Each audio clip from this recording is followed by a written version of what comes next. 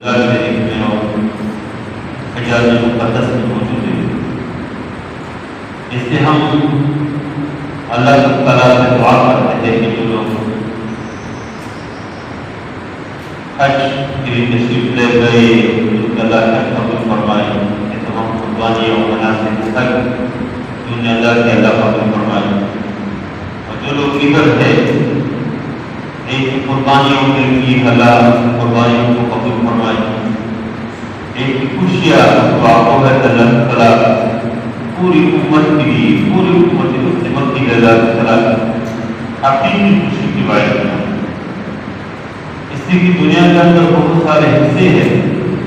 بہت سارے اسلامی ممالک ہیں، اسلامی دنیا ہے، تو اس کے اندر جس طرح ہم ادھر عید مناتے ہیں، خوشی مناتے ہیں، اس طرح خوشی نہیں منا سکتے، اس طرح آزادی کی ڈلیوری ہے اس طرح ہماری ہے۔ اس لیے ہمیں جب بھی کوئی خوشی نصیب ہو ہم اللہ تعالیٰ کا شکر ادا کریں، اور ان مسلمانوں کی دنیا میں جس خطے میں بھی آباد ہے، جہاں پر بھی آباد ہے، جس زبان اور جس رنگ سے اس کے تعلق ہو، لیکن کیونکہ ہمارے مسلمان بھائی ہیں تو ہمیں اس کے لیے فکر مند ہونا چاہیے، اس کے لیے ہمیں درمند ہونے چاہیے کہ کس طرح یہ خوشی جو ہم مناتے ہیں وہ بھی منائیں۔ اس لیے ہم واقع ہے اللہ کی حقیقی اور پوری امت مسلموں کو اللہ حقیقی آزادی بھی نصیب فرمائے، اور خوشی بھی نصیب فرمائے۔ عید اور قربانی اس کے اندر اب یہ وہ حج اس سے فلسفہ کیا ہے اللہ تعالیٰ کی طرف سے قربانی کا جو حکم ہے۔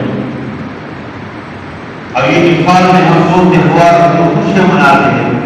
اس میں کیا فلسفہ ہے؟ اور اس طرح حج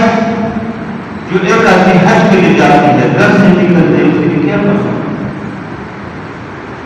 امام غزالی رحمہ اللہ نے اس کی بہت بہترین ڈسکرپشن پیش کی۔ وہ فرماتے ہیں کہ حج بالکل انسان کو موت کی یاد دلاتے ہیں۔ جب انسان گھر سے نکلتے اپنے بچوں سے رخصت دے کے جا رہے ہیں، وہ کہ جس طرح انسان گھر دے اور گھر سے رخصت ہوتے، بچے سامنے موجود ہوتے، کوئی رو رہے ہوتے ہیں، کوئی ایک انداز میں، کوئی دوسرے انداز میں، اس طرح ایک آدمی جب حج کے نکلتے بالکل بچوں سے ایک طرح سے انداز کرتے، اور بالکل اس نے کہا کہ جب انسان ایئرپورٹ پہنچ جاتے ہیں، وہ ایک جگہ ہے تو اس کے گیٹ بند ہو جاتے ہیں، رشتہ دار عزیز و خارج اس طرح ہوتے لیکن جب نہیں جاتے، بالکل اسی طرح جب کمر محسوس رکھتے ہیں، اوپر سے اینٹ کے رکھتے تو عزیز و خارج اور رشتہ دار اور صحبات وہ کچھ نہیں کر سکتے۔ وہ قبر کے اندر جس میت کو رکھتے ہیں اوپر سے دیکھ بھی نہیں سکتے، اس علم کو رکھنے کے بعد اندر جانے کو اس کو کوئی اجازت نہیں ہے۔ اسی طرح ایک آدمی جب حج کے لیے جاتے ہیں اور اس وقت جب وہ ایئرپورٹ کے پاس کے حاضر سے اور ایک گیٹ سے اندر جاتے ہیں تو بالکل اسی طرح اکیلے ہو کر اس کے سامان کی تفتیش شروع ہو جاتے ہیں، اس کے پاسپورٹ چیک کرتے ہیں، اس کے شناخت کارڈ چیک کرتے ہیں، ہر چیز شروع ہو جاتے ہیں۔ اسی طرح قبر کے اندر انسان کو رکھتے تو سوالات شروع ہو جاتے ہیں، مر رب ہوگا، رب ہوتے کس رب کی آپ نے عبادت، وما دین ہوگا، کس دین اور کس نظام اور کس شریعت کے مطابق سے گزارے، من نبی ہو، نبی کون،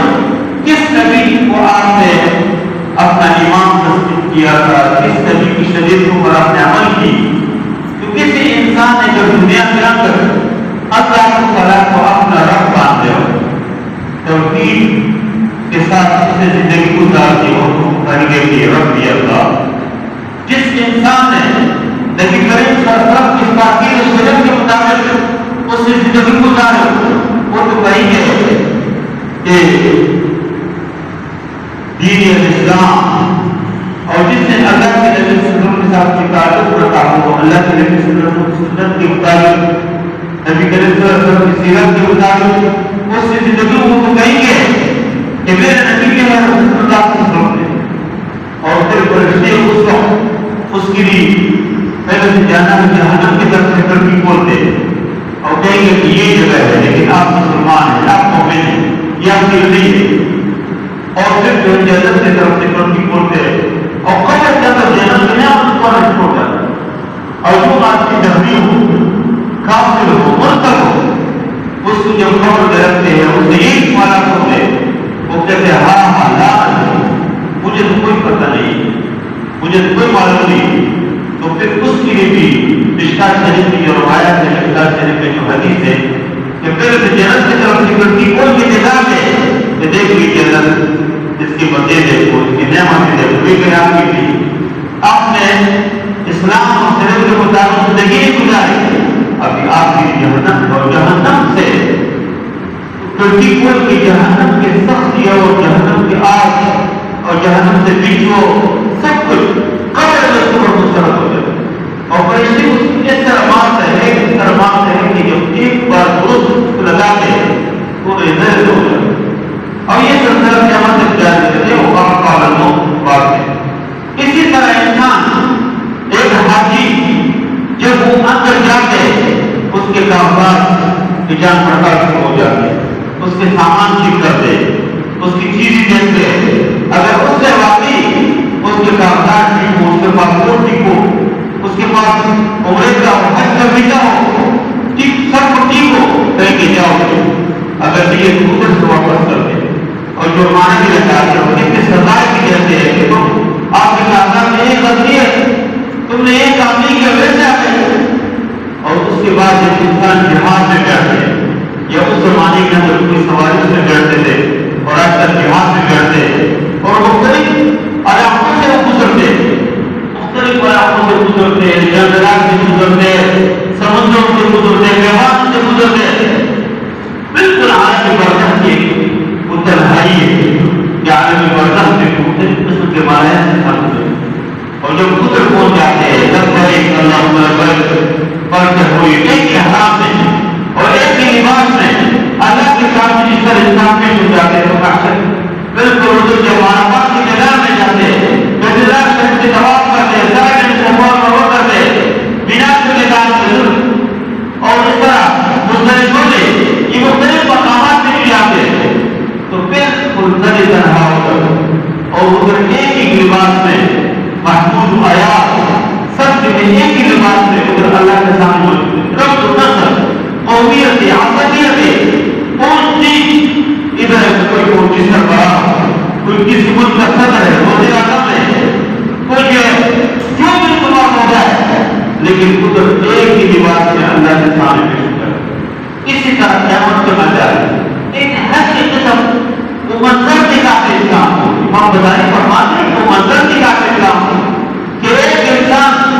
جس طرح ہم عرفات کے میدان میں جس طرح اللہ کے سامنے روتے اسی طرح بھی ادھر محشر کے میدان میں بھی ہر آدمی اسی ایک لباس کے اندر اور بغیر لباس کے سب ایک طرح ایک انداز سے سب اللہ کے سامنے ہوتے ہیں. تو حج کا جو فلسفہ ہے وہ اللہ کی طرح کی ٹھیک رہی، اللہ کی یاد ہے، جب اللہ کی یاد ہے. قربانی کے اندر ابراہیم علیہ السلام نے قربانی کی، اس کا تو بہت سارے حکمتیں. ابراہیم علیہ السلام کے خلاف للہیت اپنے رب کے ساتھ آتے، رب کو کچھ حکم دیتے اس کو برابر کرتے. اسماعیل علیہ السلام اپنے والد کی اطاعت اپنے والد کے حکم کس طرح مانتے ہیں کہ باپ اس کو حکم دیتے کہ میں حکم بھی نہیں دیتے، اس کے سامنے اپنے سے برائے کا اظہار کرتے کہ خواب بیان کرتے کہ ان نیارات کے مانا میں اور بیٹا جو ہے کہتے ہیں کہ منظر ماذا کرا یا مقدس پالی منظر ماذا کرا یہ باقیوں کو ملتے اس سے اثر اور فرماتے سجد نے انشاءاللہ من الصابرین تو مجھے صابرین میں بتائیں. اور یہ باپ اور بیٹے کے درمیان کے تعلق ہے کہ باپ کتنی محبت کا اظہار کرتے ہیں، بیٹا اپنے والد کی کس طرح اطاعت کرتے ہیں. اس نے کہا کہ سکھائی کس نے اسماعیل کو ادا کی پڑھ دی، یہ پہچان نظر تھا یا مکتب کی کرامت تھی. سکھائی کس نے اسماعیل کو ادا کی پڑھ دی، ادا کی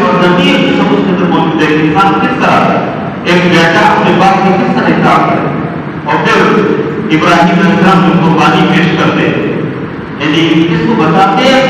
کہ انسان اپنے انا کی قربانی دے، اپنی انانیت اللہ کے راستے میں قربان کرے، جنم کے جانور کہ گلی کے اوپر جو چوری پھرتے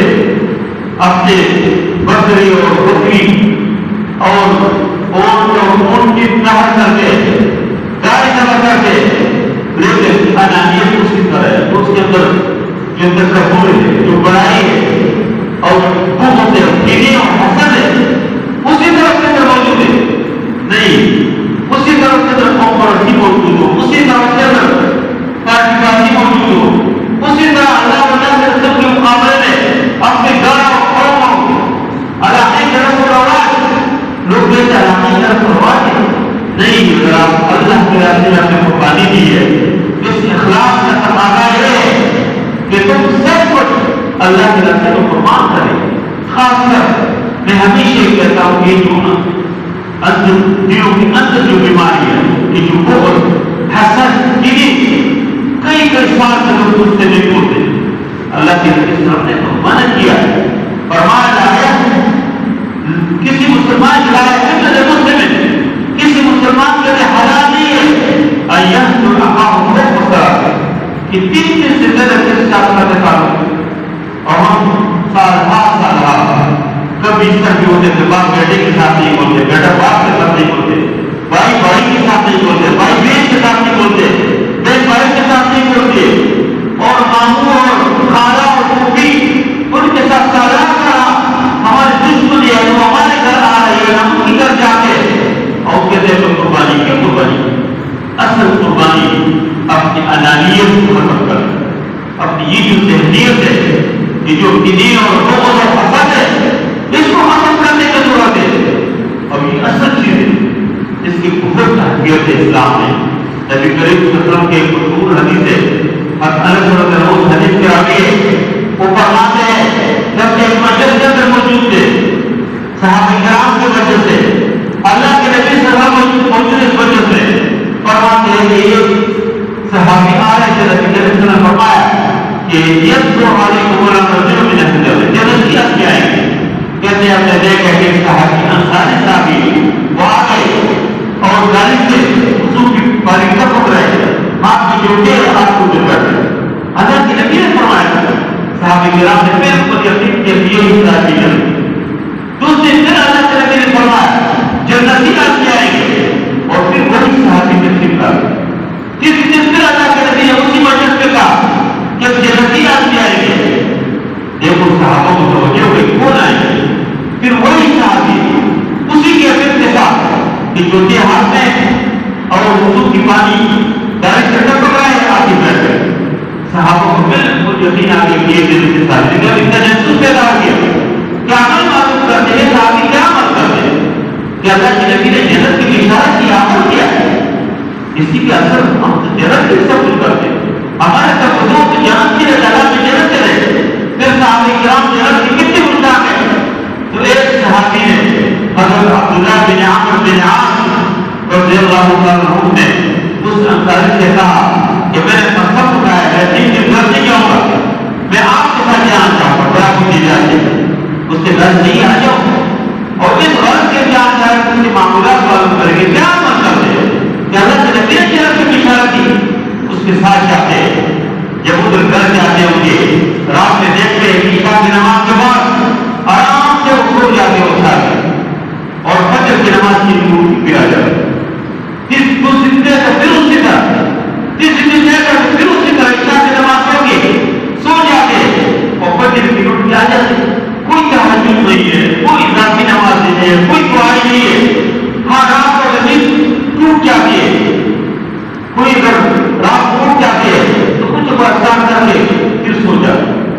جب 3 دن مکمل ہو گئے، حضرت عبداللہ بن عمرو بن عاص سے اس انصاری سے کہا کہ دیکھو میں نے صرف آپ کے عمل دیکھنے کے لیے، تم کیا عمل کرتے ہو، اللہ کے نبی نے 3 دن کہا کہ جنتیات جائیں گے، تم آ گئے، تم بتاؤ عمل کیا کرتے ہیں، اس نے کہا میرے کوئی عمل نہیں ہے، بس یہی کرتے تھے، نہ زیادہ تہجد گزار ہو، نہ نفل گزار ہو، نہ کوئی زیادہ صدقے ہے، بس یہی ہم نے دیکھ لیا، ماں ہمارا ہے وہی عمل کا ہم نے دیکھ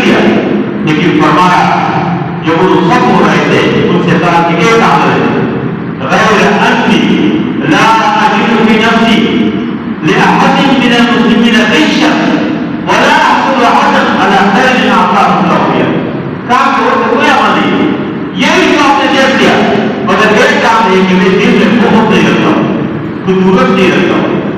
کسی کے ساتھ حسد نہیں کرتا ہوں، کسی مسلمان کو اللہ نے خیر کی ہے، کس کو اللہ نے مال دولت کی ہے، کس کو اللہ نے بہترین گھر کی ہے، کس کو اللہ نے سارے خوشی دی ہے، کسی کو اللہ نے تھوڑی عزت دی ہے، تو میں ان کے ساتھ کوئی حسد نہیں کرتا، اور میرے ساتھ اگر کوئی بھی میرے ساتھ کوئی ظلم کرے، میرے ساتھ کوئی، تو میں اللہ کی رضا کے لیے معاف کرتا ہوں۔ اس صحابی نے کہا کہ هذه التي بلغت بك وهي التي لم تبلغ، کہا کہ وہی چیز ہے کہ جس نے آپ کی غلط ہوتا ہے، جس کو طاقت ہے، جس نے میرے بھائی دل کو معاف کر دیتا ہے۔ نبی کریم صلی اللہ علیہ وسلم صحابہ سے کہتے تھے کہ مجھے صحابہ کی شکایات بیان نہ کرو، اس نے فرمایا کہ میں چاہتا ہوں کہ میں درد نہیں کراؤں اور میں سلیم و صدر ہوں، میرا سینہ پاک، سینے میں کوئی بغض نہ ہو، کسی کے ساتھ میرے کوئی ضرورت نہ ہو کہ میں کہوں فلانی فلانی۔ اس لیے جو بات ہوتی ہے چغل خوری کرتے ہیں، چغل خور چغلی میں نہیں آتا ہے۔ عبد الملک بن مروان کے پاس ایک آدمی، عبد الملک بن مروان جو اپنے وقت کے خلیفہ کے بادشاہ ہے، ان کے پاس ایک آدمی ہے، اس نے کہا کہ تم نے فلان کام کیا، میرے بارے میں فلان بات کی، اس نے کہا کہ میں نے نہیں کہا۔ عبد الملک نے کہا کہ میں نہیں، آپ نے کہا عبد الملک نے کہ مجھے سچی آدمی، ایک نیک آدمی نے مجھے بات کی۔ وہ آدمی نے کہا کہ دیکھو جو چغل خور ہوتے ہیں وہ سچا نہیں ہوتے، جو چغل خور ہوتے وہ صحیح نہیں ہوتے، چغل خور سچ نہیں بولتے۔ تو عبد الملک کے ذہن میں بات آئی، جو آپ کو بات پہنچاتے ہیں، اکثر کے پاس ایک آدمی آیا اور اس نے دوسرے آدمی کو پکڑ کے لایا،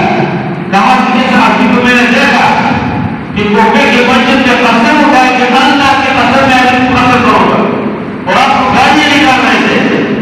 اصل میں کہا کہ چھوڑ اس کو، کہا کیوں چھوڑو، اس سے تو قسم اٹھایا، میرے سامنے قسم اٹھایا کہ آپ کو قتل کرے گا، آپ گالیاں نکال رہے تھے۔ اصل میں کہا کہ چل تم قتل کرو، کہا کہ میں کیسے، کہا کہ چل تم گالی دو۔ اب کہا میں گالی دوں گا، اور جب مجھے قتل نہیں کیا میں کیسے قتل کروں، اگر مجھے قتل کیا گیا میرے ورثہ جانے کے جانے۔ اس میں دیکھو حتیٰ جی کے رتنوں کے وہ عادل ہے، حرم ہے، اور باری دیکھو کہ وہ صحابی ہے، اس سے وہ قتل کے لاتے اور کہتے ہیں کہ اللہ کے قسم کے ساتھ میرے قسم اٹھایا کہ آپ کو قتل کرنے کی جو میں نے دیکھا یہ گالیاں نکال رہے تھے۔ حتیٰ کہ وہ پورا عمل نہیں کرتے، جس کا مطلب ہے کہ حکومتوں کو شک کی بنیاد پر نہیں کرتے۔ کسی اجے درد ایجنسی ہمارے ایک معمولی پولیس آ جاتے بڑے معاوضہ بھی اٹھا کے لینا، کیوں؟ شک کی بنیاد پر شک، اور ایک ایسا نے جرم کیا آپ نے معاف کیا تو کوئی مسئلہ نہیں، کوئی مسئلہ نہیں، وہ ٹھیک ہو جائے گی، لیکن جرم نہیں کیا اور آپ نے اٹھایا، آپ نے تو پر تشدد کی وجہ سے جرم بنایا، دہشت گرد بنایا، جو دہشت گردی ہے دنیا کی حکمت ہے، شک کے بنیاد پر بنی کوئی دور کی کوئی لاکھ یہ شاکر کے بنا کر پکڑ دے۔ حضرت علی نے ان کو نمونہ ہے، حضرت نے کہا اس سے کہ چلو میں تو قتل نہیں کروں گا، اگر تم چاہتے تو قتل کرو، میں نے کہا چھوڑو اس سے میرے بھائی کو عید کی قربانی کے موقع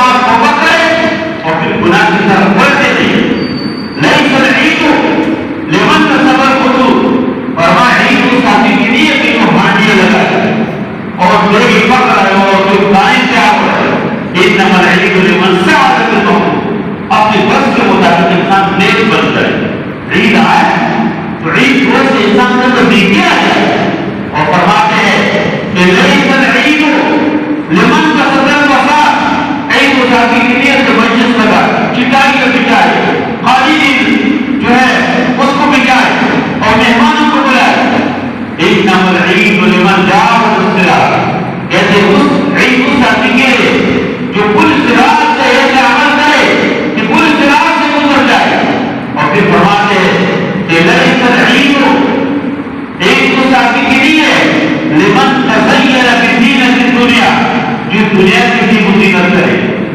بلکہ عید انما العید لمن تزود بذات التقوی، عید اس آدمی کی ہے کہ جو ذات راہ ہے، تقوی اپنے ساتھ ہے کہ میں جو مر جاؤں گا اللہ کے دربار میں جاؤں گا تو قبر میں میرے پاس تقوی ہو، موت کے میرے پاس تقوی ہو، محشر کے میدان میں تقوی ہو، یہ اصل چیز ہے۔ اس وقت حسنی نام سنا ہے سب نے الحمدللہ، چھوٹے بچوں نے بھی، جو خیبر کے موقع پہ خیبر کے دروازے کو ایسے پکڑ کے اور اللہ اکبر کے نام میں لگا کے اور پکڑ کے جو پھینک دیا خیبر کا دروازہ، آپ تصور نہیں کرتے اس کا دروازے نہیں جو مسجد کے دروازے، اگر آپ نے بادشاہی کیا ہے بادشاہی بنا کر دیکھا اسی طرح مضبوط دروازے بنائے، لیکن ہر لوگ اللہ اکبر کر کے اور ایسے دروازوں کو پکڑ کے ادھر پھینک رہے پھینکتے، اور پھر وہی رہتا ہے لوگوں کے سجے کا عید کا دن ہے، خوش ہو کے کہا کہ پسینہ پسینہ، اس نے کہا عید کا دن ہے، اس نے کہا عید کو کل مل کے جس کا عمل قبول ہو جائے، اس کا عمل قبول ہو جائے، اور پھر کس نے کہا کیا نہیں تم تو خیبر کے دروازے کو نکال رہے تھے، کوئی پسینہ نہیں تھا، اس نے کہا میں اللہ کے نام پہ اللہ کی قدرت کے ساتھ میں کر جو انسان اللہ کے ہو جائے تمام کائنات سے ہو جاتے۔ اس کے لیے بھائیو یہ جو حج ہے، یہ جو قربانی ہے، یہ جو عید ہے، یہ جو مختلف تہوار ہے اور یہ جو مختلف مناسک ہے، یہ صرف اس کا مقصد ہے کہ اللہ کے قریب ہو جائے، ہم اللہ سے راضی ہو جائے، اللہ ہم سے راضی ہو جائے، ہم وہ کام کریں کہ جب ہمیں موت آ جائے تو موت کو ہمیں قریب نصیب ہو، جب ہمیں قبر میں رکھے تو فرشتے ہمارے سے بات کرے اہلا وسہلا مرحبا کہے، زمین کہے گی کہ وہ چاہتے کہ انتظار کا چوریا کیا، جب ہمیں آگے محشر کے میدان میں جائے تو ہمارے دائیں بائیں خوشی ہو اور ہم خود صراط کے اوپر کھانے سے گزرے، جنت میں جائے، جنتوں میں انبیاء شہداء صدیقین اور صالحین جماعت نصیب ہو جائے، اس کی بھی ضروری ہے کہ اس دنیا کا جس دنیا میں رہتے اسے صاف زندگی کا گزارے، تھوڑے سے کم کا ہر پرانے نہ چاہے ہر نہ چاہے، لیکن